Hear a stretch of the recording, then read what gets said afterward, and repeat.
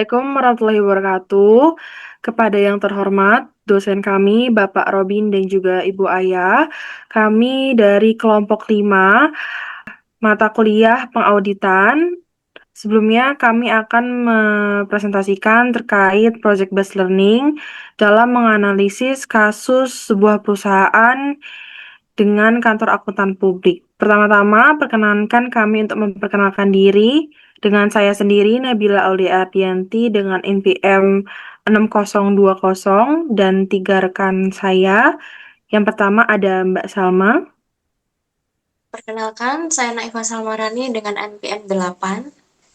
lalu ada Mbak Alha, Perkenalkan, saya Rahma Alha Salsabila dengan NPM 40. yang terakhir ada Mbak Hanifah.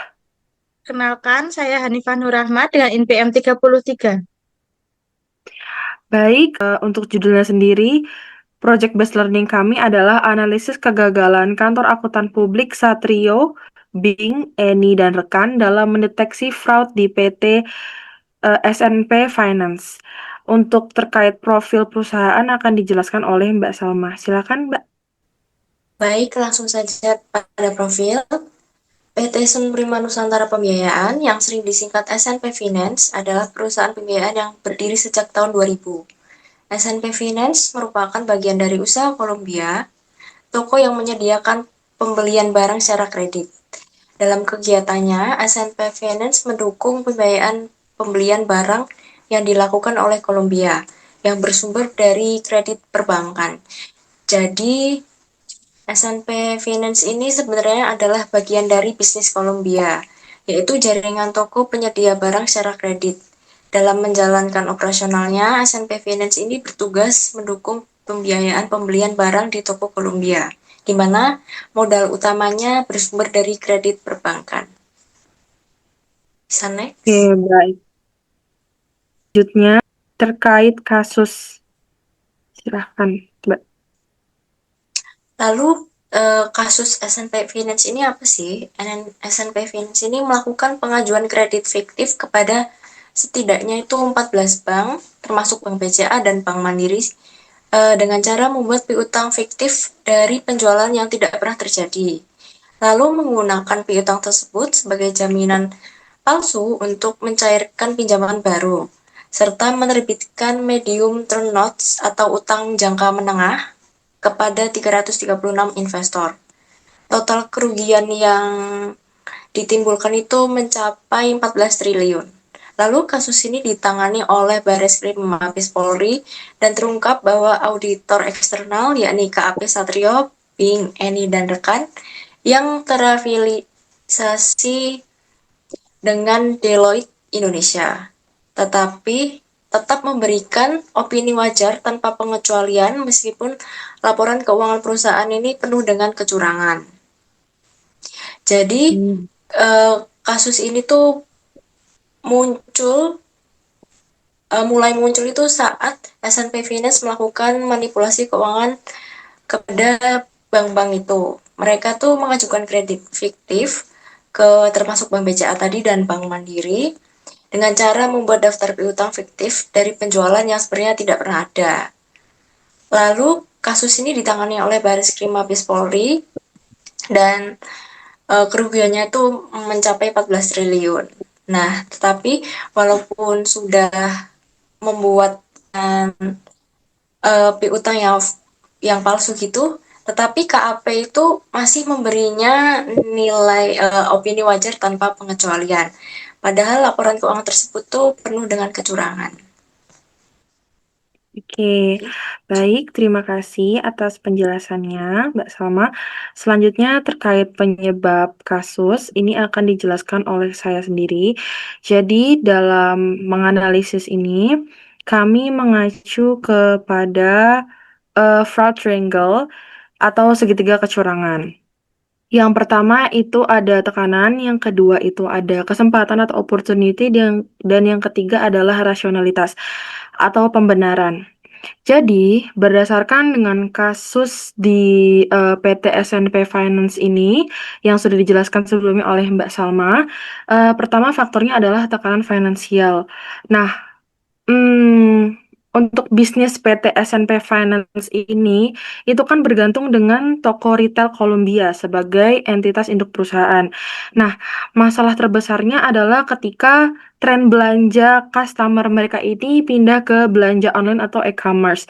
Nah, efek besarnya ini yang berdampak ke PT SNP Finance ini tuh mendadak gagal untuk menagih piutang ke para konsumennya. Nah, sampai titik di mana rasio kredit perusahaan ini macet dan membengkak di luar kendali perusahaan. Lalu di saat pemasukannya ini ngestak atau macet, mereka ini justru merasa dikejar dengan jatuh tempo utang perusahaan yang nilainya itu mencapai sekitar 4 miliar mohon maaf 4 triliun 70 miliar rupiah. Nah, untuk rincian hutangnya itu pertama meliputi fasilitas kredit modal kerja dari 14 bank, itu nominalnya ada di angka 2 triliun 220 miliar rupiah. Lalu ada surat utang jangka menengah atau MTN ke ratusan investor, itu ada di angka 1 triliun 850 miliar rupiah. Nah, dalam kasusnya PT SNP Finance ini, saat bank-bank mulai menuntut utang mereka atau restrukturisasi, nah SNP Finance ini butuh pinjaman untuk tutup pengeluaran mereka terkait utang, terjadilah tekanan psikologis yang memaksa mereka untuk mengambil jalan yang tidak seharusnya gitu, yang melanggar aturan.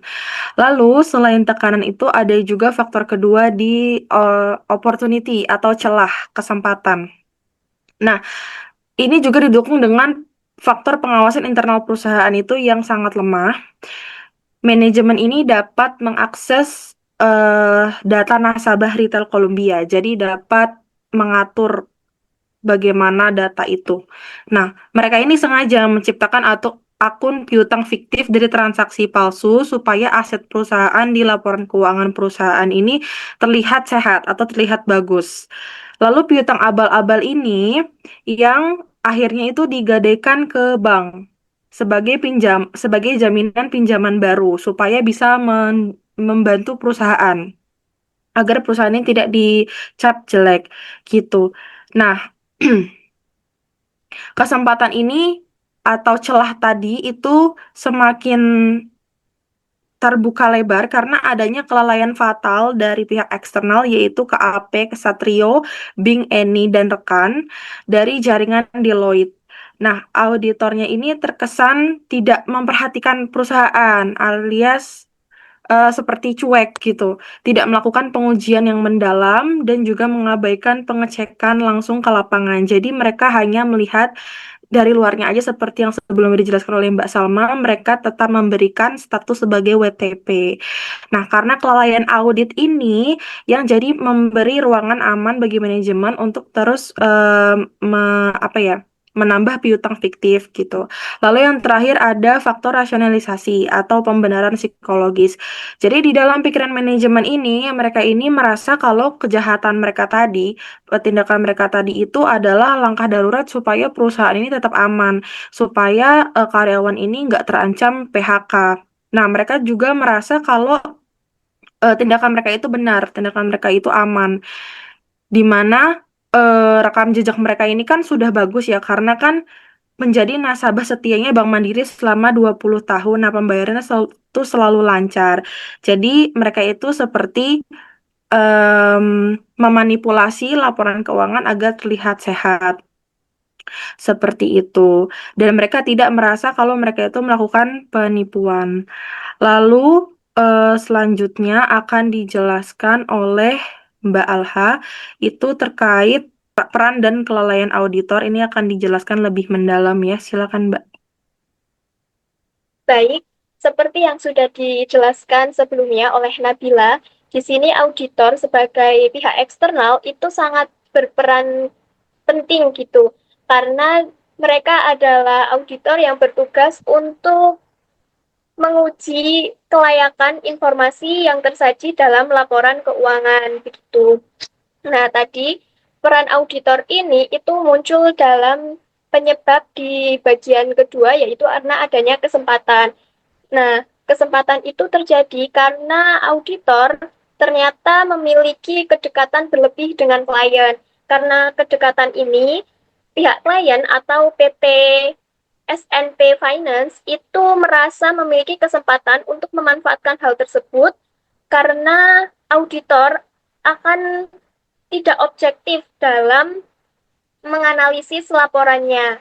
Nah, di sini auditor itu gagal merancang prosedur audit yang memadai dan tidak melakukan pengujian substantif atas piutang fiktif sehingga keliru menerbitkan opini WTP atau wajar tanpa pengecualian, di mana opini WTP ini sangat berbanding terbalik dengan bukti laporan keuangan yang ternyata tidak cukup layak untuk mendapatkan opini tersebut. Nah, ketidakmampuan auditor ini dalam membuat prosedur itu diduga atau memang terjadi karena adanya hubungan berlebih dengan klien. Nah, atas hal itu, OJK menjatuhkan sanksi terhadap auditor berupa pembatalan pendaftaran, sementara PPK atau Pusat Pembinaan Profesi Keuangan dan Kementerian Keuangan itu membatasi jasa auditor keduanya membatasi jasa audit keduanya serta merekomendasikan perbaikan mutu Deloitte Indonesia. Nah, jadi di sini auditor eksternal yang bertugas AP Marlina, AP Merliana Syamsul, dan KAP Satrio Ping Eni dan rekan yang merupakan afiliasi Deloitte itu dijatuhi sanksi atas kelalaiannya dalam memberikan opini wajar tanpa pengecualian, padahal opini tersebut tidak layak diberikan pada PT SNP Finance karena adanya kecurangan dalam pembuatan laporan posisi keuangan. Seperti itu. Oke, baik. Terima kasih, Mbak Alha. Lalu kita akan membahas terkait solusi dari kasus ini yang akan dijelaskan oleh Mbak Hanifah. Silakan, Mbak. Baik, dari kasus fraud PT SNP Finance ini, kami mengidentifikasi beberapa solusi menyeluruh yang melibatkan semua pihak terkait. Nah, yang pertama itu diperlukan perbaikan menyeluruh dari semua pihak, meliputi penguatan pengendalian internal. Jadi kan kasus ini itu akar masalah itu dari piutang fiktif yang tidak terdeteksi awal. Jadi kita diperlukannya pengendalian internal, terutama dalam mengelola data piutang. Nah, caranya kita harus membagi tugas secara jelas, lalu melakukan pemeriksaan berlapis terhadap data pelanggan, dan menggunakan sistem yang bisa mendeteksi transaksi tidak wajar. Lalu, yang kedua adanya peningkatan skeptisisme dan rotasi auditor eksternal. Nah, seperti yang sudah dijelaskan dengan Mbak Alha tadi, bahwa auditor dengan klien ini memiliki kedekatan berlebihan sehingga objektivitasnya terganggu. Jadi auditor eksternal harus menerapkan skeptisisme profesional yang lebih tinggi dengan melakukan pengujian substansif yang memadai, terus melakukan konfirmasi langsung kepada pihak terkait, lalu menjalani rotasi auditor secara berkala agar tidak terlalu dekat dengan klien. Serta pengetatan proses due diligence oleh perbankan dan investor. Nah, jadi pihak perbankan dan investor itu perlu melihat menganalisis kualitas aset, arus kas, dan validitas jaminan, dan memperketat analisis sebelum memberikan kredit. Seperti itu. Lalu OJK perlu meningkatkan pengawasan berbasis risiko secara lebih ketat. Jadi, OJK itu perlu meningkatkan pengawasan terhadap perusahaan pembiayaan dengan rasio utang yang tinggi, terus melakukan pemeriksaan berkala dan evaluasi kualitas aset, dan memperketat pengawasan penerbitan instrumen utang seperti MTN, seperti itu. Terus secara keseluruhan, penerapan prinsip good corporate governance itu perusahaan juga harus menerapkan prinsip transparansi atau keterbukaan informasi, terus akuntabilitas, pertanggungjawaban yang jelas, responsibilitas, kepatuhan terhadap aturan, dan independensi, bebas dari konflik kepentingan. serta kewajaran, yaitu melakukan adil kepada semua pihak. Dan mekanisme whistleblowing yang efektif menjadi fondasi utama untuk mencegah terulangnya kasus serupa. Jadi, perusahaan itu perlu menyediakan saluran pelaporan pelanggaran yang aman dan rahasia, sehingga karyawan berani melaporkan indikasi kecurangan sejak dini, seperti itu. Oke, baik. Terima kasih untuk penjelasan dan juga penjabarannya. Sekiranya kami dari kelompok 5, kami cukupkan sampai di sini untuk penjabaran hasil analisis project based learning mata kuliah pengauditan untuk Bapak Ibu dosen. Mohon maaf apabila tim kami masih banyak kekurangan. Terima kasih atas perhatiannya. Kami cukupkan dan kami tutup. Assalamualaikum warahmatullahi wabarakatuh.